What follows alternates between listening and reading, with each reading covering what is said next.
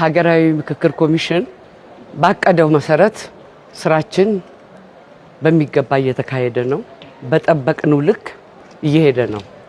የሚቀጥለው ምዕራፍ ይሄ ሁሉ የተደከመበት ለረጅም ጊዜ ሲደከምበት የቆየ ምክክር ውጤታማነቱን ለኢትዮጵያ ሕዝብ የምናበስር ይሆናል። ሰላም ሰላም፣ እንደምናላችሁ የምንወዳችሁ የምናከብራችሁ ከሀገር ቤት እስከ ባህር ማዶ የምትገኙ ውድ የግሎባል ኒውስ ተከታታዮቻችን እንደምናላችሁልን። ከዜና ግሎባል ለዕለቱ የያዝናቸውን መረጃዎች ወደ እናንተ እናደርሳለን። በሀገራዊ ምክክር ኮሚሽኑ ውይይት እየተደረገባቸው ከሚገኙ ቀደም ሲል ከላይ በቪዲዮ እንደተመለከትነው እንግዲህ በሀገራዊ ምክክር ኮሚሽኑ ውይይት እየተደረገባቸው ከሚገኙ ጉዳዮች መካከል የአዲስ አበባና የድሬዳዋ ከተሞች በማን ስር ይሁን የሚለው ሰሞናዊ አጀንዳ መሆኑ ይታወቃል። በትናንትናው ዕለት እንግዲህ አዲስ አበባ የፌዴራል ዋና ከተማና የኦሮሚያ ክልል መቀመጫ ትሁን የሚል መረጃም በስፋት በማህበራዊ ሚዲያው ላይ ሲንቀሳቀስ ነው የዋለው። ዛሬ በወጣ መረጃ ደግሞ ከሀገራዊ ምክክር ኮሚሽኑ በኩል ማለት ነው አዲስ ነገር ተሰምቷል።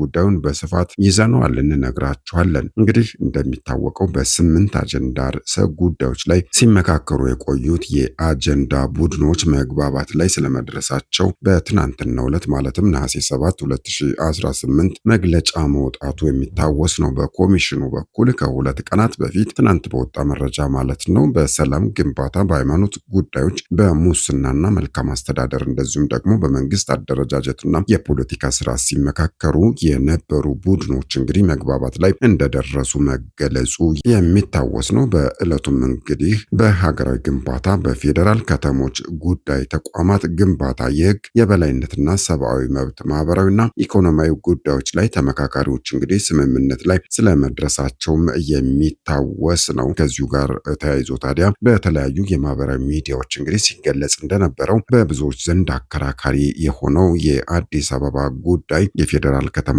የኦሮሚያ ክልል መቀመጫ ትሆናለች በሚል በምክክር ኮሚሽኑ ውሳኔ አግኝቷል የሚለው ሐሳብ በስፋት ሲገለጽ ነበረ። አሁን በተሰማ መረጃ ደግሞ በአዲስ አበባ ጉዳይ ስምምነት ላይ አልደረስንም ሲል ኮሚሽኑ ማስተባበያ ሰጥቷል። በአዲስ አበባ ጉዳይ የኦሮሚያ መቀመጫ እንድትሆን ስምምነት ላይ ተደርሷል መባሉን ተከትሎ ነው ኮሚሽኑ ይህንን ማስተባበያ የሰጠው። በመሆኑም መናሪያ ኤፍኤም ራዲዮ ትላንትና ያሰራጨው መረጃ ሐሰተኛ መሆኑን ኮሚሽኑ አስቀምጦ ዘገባው ባሰራጨው ሚዲያ በኩል በሰጠው ማስተባበያ አስታውቋል። የአዲስ አበባ ከተማ የፌዴራልና የኦሮሚያ ክልል መቀመጫ እንድትሆን 500 አባላት ያሉት የተመካካሪዎች ቡድን ተስማምቷል በሚል የተሰራጨው መረጃ አሳሳች መሆኑንም ነው ኮሚሽኑ ያረጋገጠው። ኮሚሽኑ በሰጠው መረጃ መሰረት እንግዲህ ላሰራጨው መናሪያ ኤፍኤም ራዲዮ በሰጠው ማብራሪያ በሀገራዊ ምክክር ጉባኤ የአዲስ አበባ አጀንዳ የመጨረሻ ውሳኔ አላገኘም ሲልም ነው ዛሬ መግለጫ የሰጠው። በፌዴራል መቀመጫ ከተሞች አጀንዳ ላይ በነበረው የምክክር ሂደት የተነሱ ዋና ዋና ነጥቦችም የሚከተሉት ናቸው። አዲስ አበባ የሁሉም ኢትዮጵያውያን የጋራ መዲናና የፌዴራል መንግስት መቀመጫ እንጂ ለአንድ አካል ብቻ የምትሰጥ ናት የሚል አቋም ተንጸባርቋል። በተመካካሪ ቡድኖች መካከል ነው እየተባለ የሚገኘው አዲስ አበባና ድሬዳዋ በፌዴራል ተጠሪነት እንዲቀጥሉ እንደዚሁም ደግሞ አዲስ አበባ ራሷን በራሷ እንድታስተዳድር የምክር ሀሳብ ስምምነትም ተደርሶበታል ነው የተባለው። የኦሮሚያ ክልል መቀመጫነት በልዩነት ተይዞ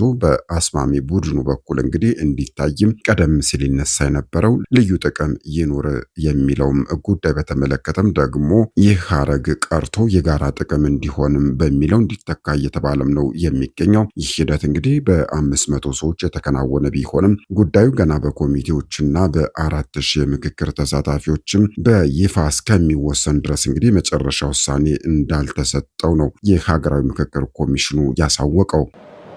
በአብዛኛው ስራችን 3/4ኛው ስራችን እየተጠናቀቀ ነው። አመሰግናለሁ።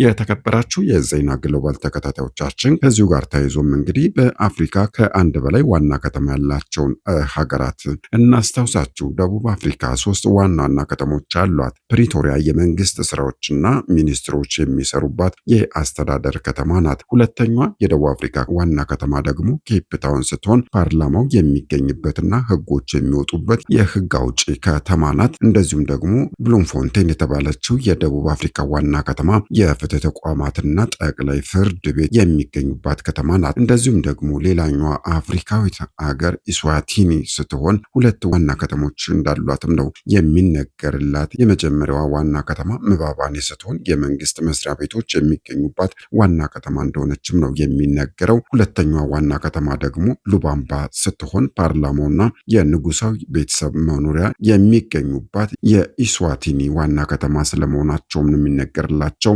ሶስተኛዋ ሁለት ዋና ከተሞች ያሏት አፍሪካዊት ሀገር ደግሞ ቤኒን ናት። ቤኒን እንግዲህ ፖርቶኖቭ የዋና ከተማዋ ነች። በዚች ከተማ እንግዲህ በህገ መንግስቱ መሰረት ይፋዊ ዋና ከተማና እንደዚሁም ፓርላማው የሚገኝበት ቦታ ነው። እንደዚሁም ደግሞ ሁለተኛዋ ከተማ ደግሞ ኮቶኒ ስትሆን አብዛኞቹ ሚኒስትሮች፣ የንግድ ስራዎችና ኤምባሲዎች የሚገኙባት የሀገሪቱ የኢኮኖሚ ማዕከልም ናት ተብሎ ይነገርላታል። አራተኛዋ አፍሪካዊት ሀገር ደግሞ ሁለት ዋና ከተሞች አሏት። እሷም ኮትዲቯር ናት። የመጀመሪያው ዋና ከተማ ያሙሶሮክ ሲሆን በህግ የተሰየመች ይፋዊና እንደዚሁም የፖለቲካ ዋና ከተማ ናት። ሁለተኛዋ ዋና ከተማ ደግሞ አቢጃን ናት። አብዛኞቹ የመንግስት መስሪያ ቤቶች፣ የንግድ ድርጅቶችና ኤምባሲዎች የሚገኙባት ዋና የኢኮኖሚ ከተማ እንደሆነችም ነው የሚነገርላት። የተከበራችሁ የዜና ግሎባል ተከታታዮቻችን ለዕለቱ ያዝናቸው መረጃዎቻችን እነዚህን ይመስላሉ።